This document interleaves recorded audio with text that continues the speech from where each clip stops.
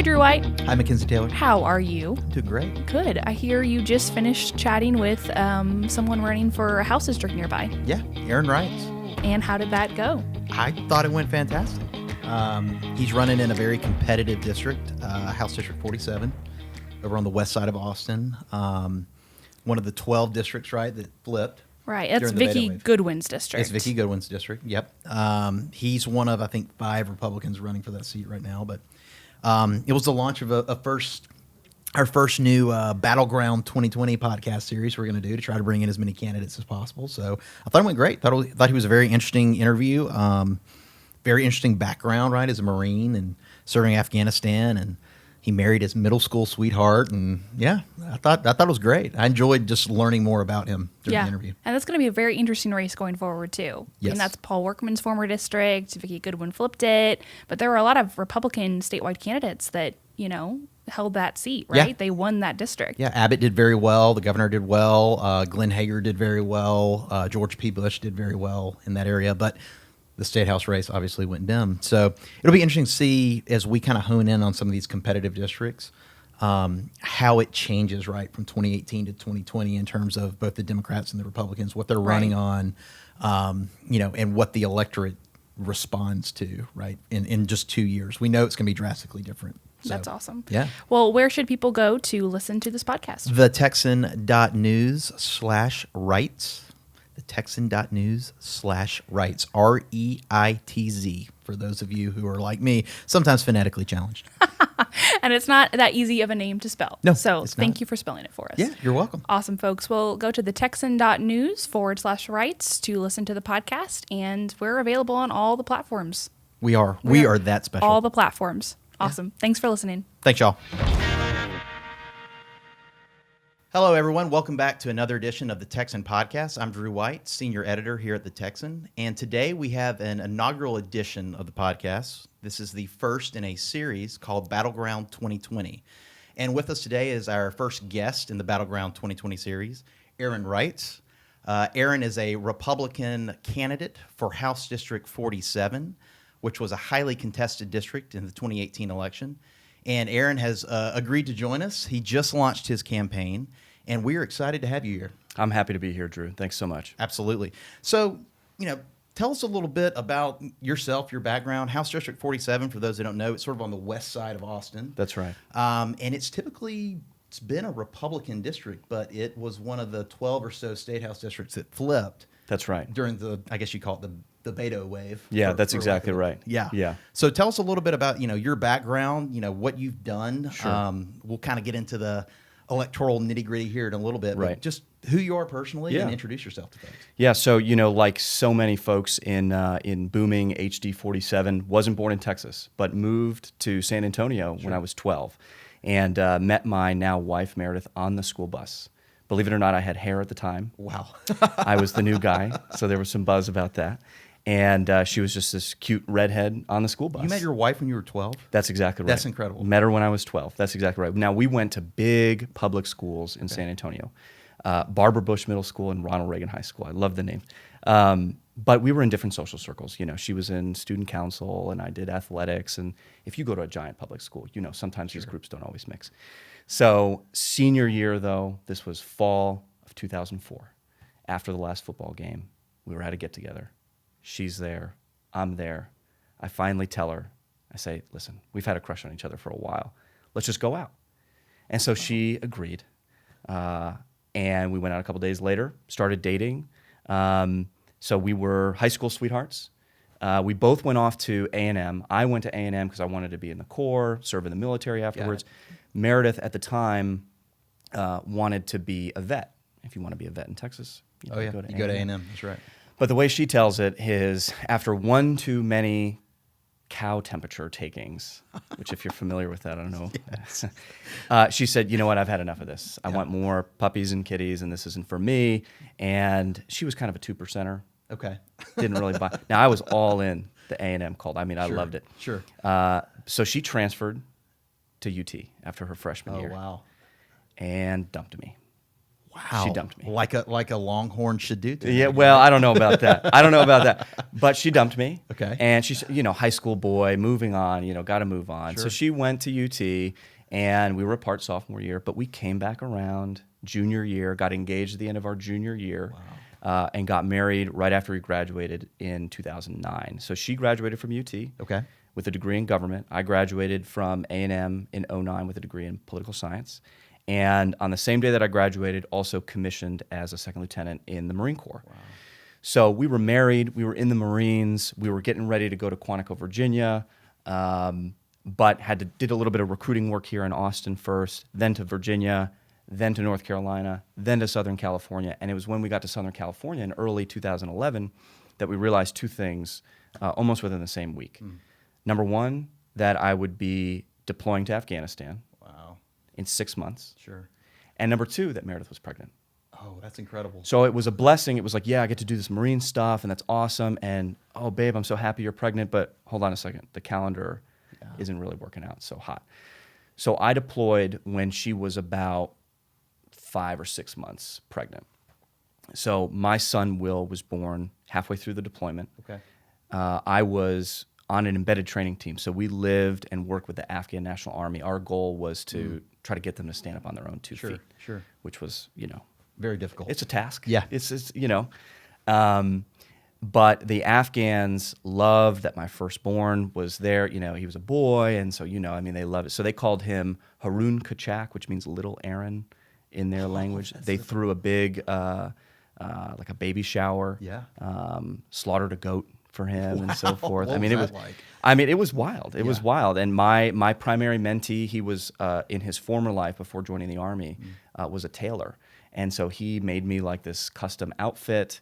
They made me dress up in it. And this is just a bunch of guys in the sticks of the northern Helmand province. Yeah. Right? Just imagine that.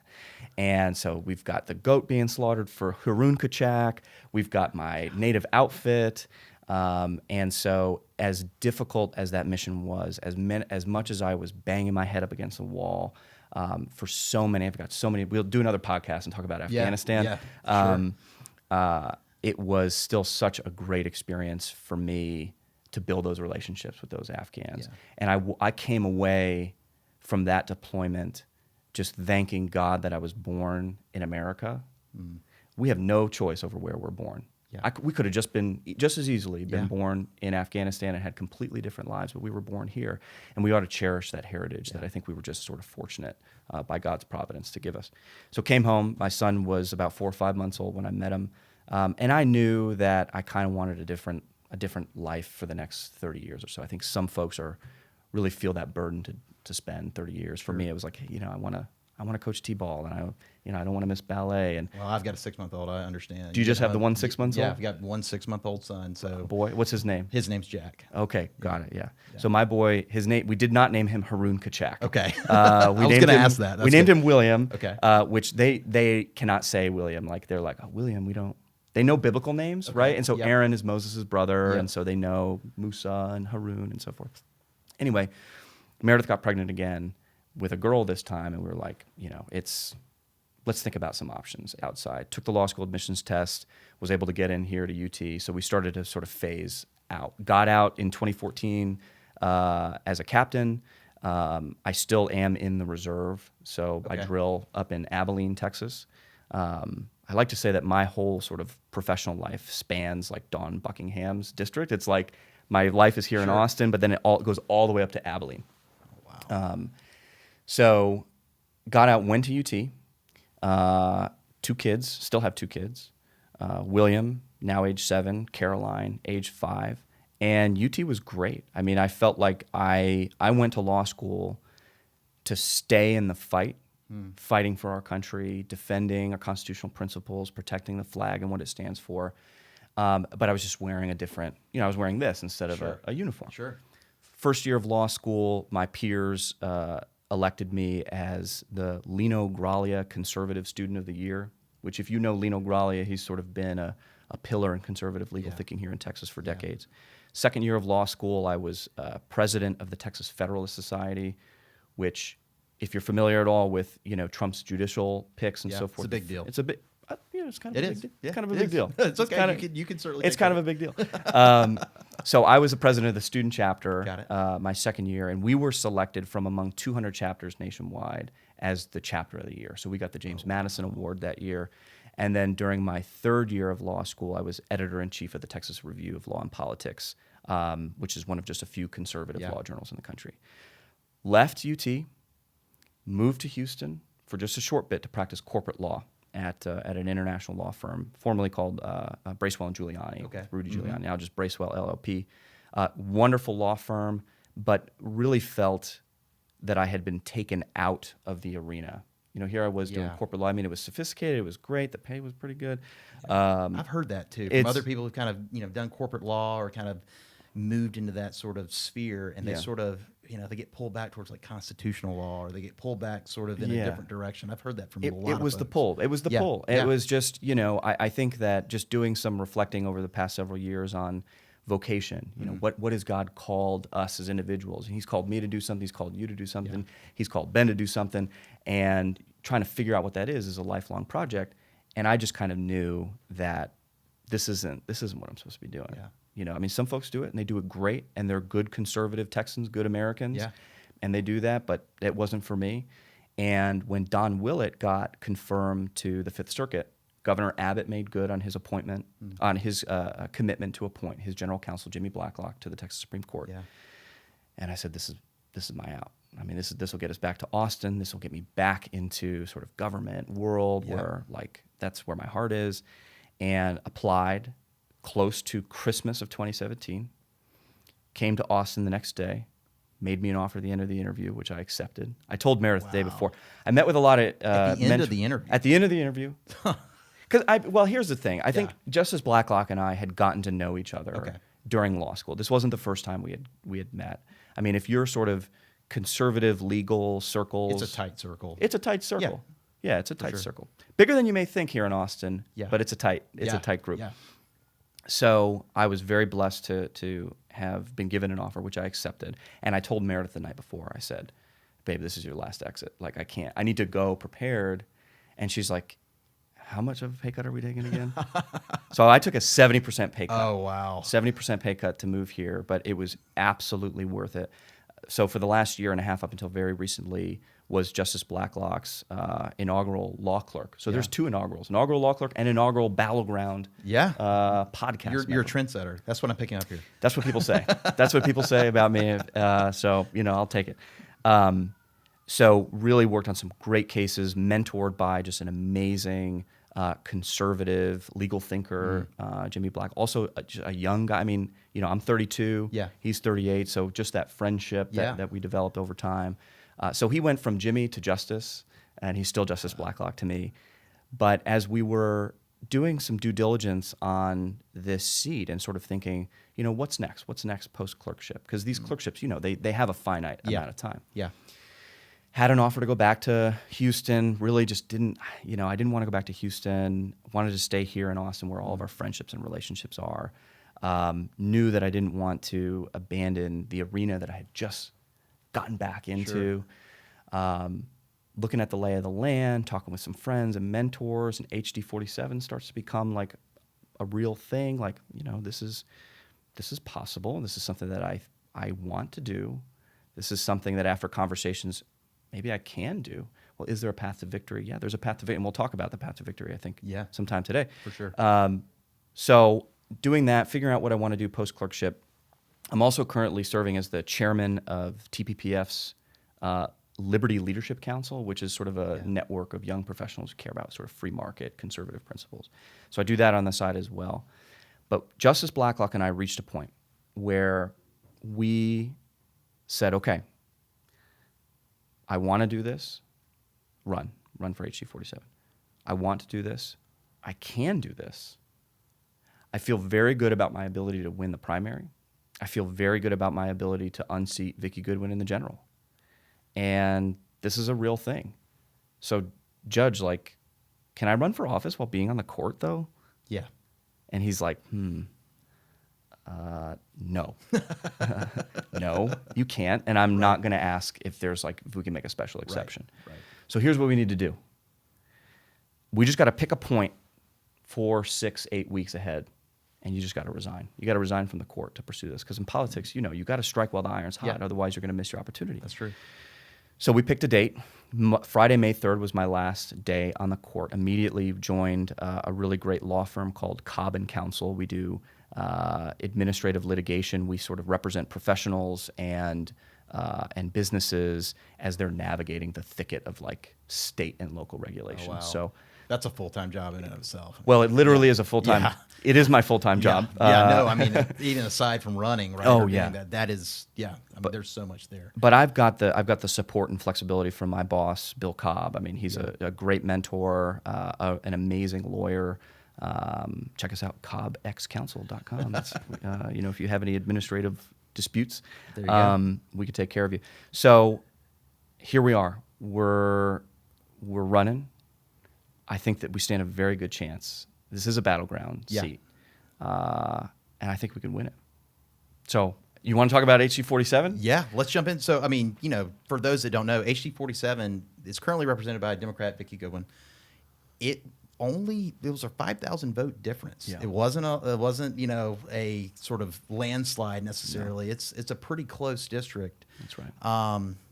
And I'm just curious. There's obviously other candidates in there, and Right. we're reaching out to them as well and see Sure. if they're interested in talking with us. And from your perspective, when you decided to throw your hat in the ring, looking at this district, looking at sort of the history of this district, what stands out to you as I guess from a political standpoint? What stands out to you as the path to victory to sort of turn that district back red? Because I mean, there are other districts we're going to cover that went from blue to red. That's right. Senator Pete Flores is someone who won a Democrat district That's that right. no one expected, right? Yeah. A Republican to win. Yeah, God bless him. This is a traditionally Republican district that is now blue, but barely blue. Mm-hmm. So from your perspective, as you're now looking at the landscape, what's the path? Yeah. So I think there are a handful of things that give me a lot of confidence that this is going to be a winner for the Republican Party. Number one, you already mentioned it. You look at the trends in this district. For over a decade, and prior to 2010's redistricting, the lines weren't exactly the same, but that region has for over a decade been reliably Republican, right? So the trend lines are firmly on the Republican side. Yeah. Okay. And the numbers still suggest that it is comfortably Republican. I mean, this district did not wholesale reject the Republican Party in 2018. Yeah. It went comfortably for Abbott. It went comfortably for George P. It went comfortably for Glenn Hagar, right? So Yeah. it still has a Republican conservative disposition. Sure. Right? And I'd bet, and there isn't polling on this, but my sense of the district, just getting to know folks and talking with people, is if you were to put together sort of party platforms without putting the R or the D on it, I almost guarantee this is the type of district that would be like boom, boom, boom, Republican party platforms all the way down. Okay. So number one, historical trends, right? Number two, the unique, non-repeatable circumstances of 2018. Yeah. Okay. So this is the Beto wave. You mentioned this offline when we were talking, right? Yeah.